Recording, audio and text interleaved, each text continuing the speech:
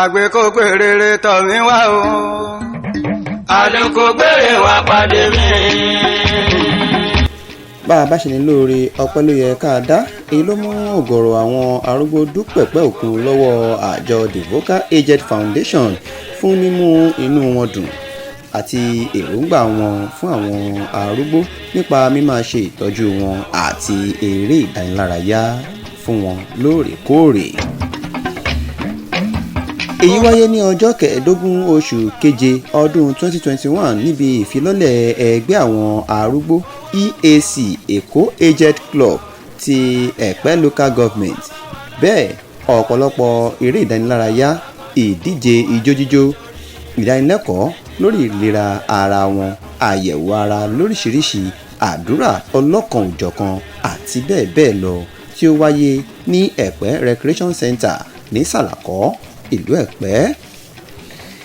alága ọjọ́ náà ìyẹn alàgbà Bádéjọ dúpẹ́ lọ́wọ́ àjọ yìí fún iṣẹ́ takuntakun tí wọ́n ṣe láti kó àwọn arúgbó jọ báyìí, àmọ́ kí wọ́n má ṣe fi ààyè sílẹ̀ láti sọ di ti olóṣèlú kí àlàáfíà lè bá jọba. ẹ má kó wa lé àwọn olóṣèlú lọ́wọ́ àtúntà ní ẹ̀fọ́.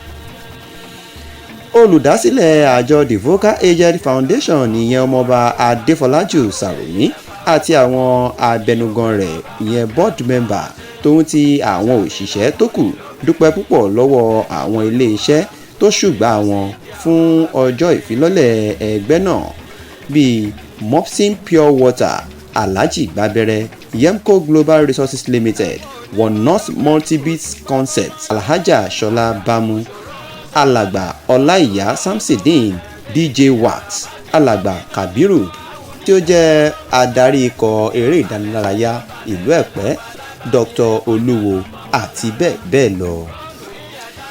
èyí tí àwọn arúgbó yìí tún tẹpẹlẹ mọ́ ẹ̀bẹ̀ sí àwọn ìjọba àpapọ̀, ìjọba ìbílẹ̀ Ẹ̀pẹ́, àwọn iléeṣẹ́ àti alẹ́nulọ́rọ̀ láti túbọ̀ máa ṣùgbà wọn nígbà gbogbo tí àjọ Divoca bá ti ń ké sí wọn.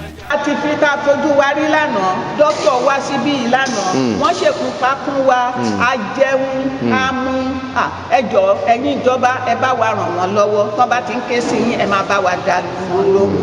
ẹ̀yin chairman tó tún máa wá sẹ́pẹ́, ẹ jọ̀ọ́ o, àwọn tẹ̀pẹ́ ẹ máa dá wọn lóhùn táwọn ará bíi bá ti ń ké sí yín torí wọ́n ń tọ́jú wa. ètò yẹn ó dáa.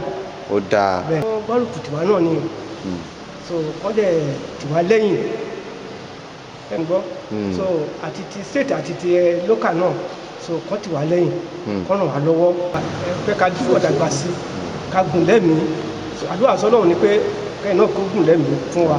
mo gbé gungun ẹja omi ata ò ṣe é fi bọ́jú ṣe é rojú wa.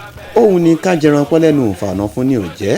gbìyànjú láti ran ẹnìkan lọ́wọ́ lónìí kí ọmọ rẹ kó lè jèrè lẹ́yìn wá ọ̀la. ọmọọba Adéfọlájù Sàròmí ni oníròyìn fún iléeṣẹ́ Divoca Television.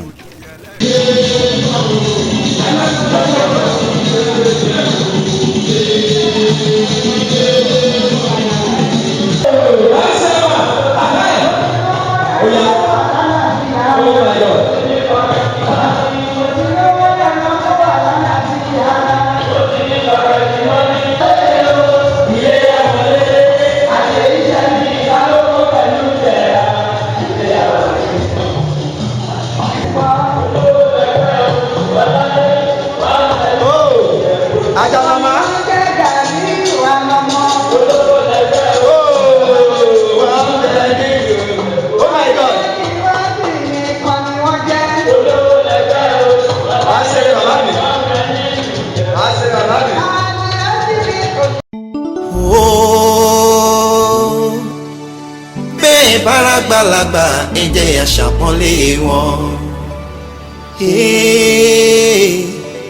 bẹ́ẹ̀ bára gbàlagbà ẹ jẹ́ àṣàpọ́nlé wọn. ẹ̀yin àgbà ẹ̀yin lẹ́pàyè dùn kọ́ mọ́ máa bọ̀ wá jayé. ẹ̀yin òbí wa ẹ káàbọ̀. Divoca Aged Foundation to honor aged people in our nation.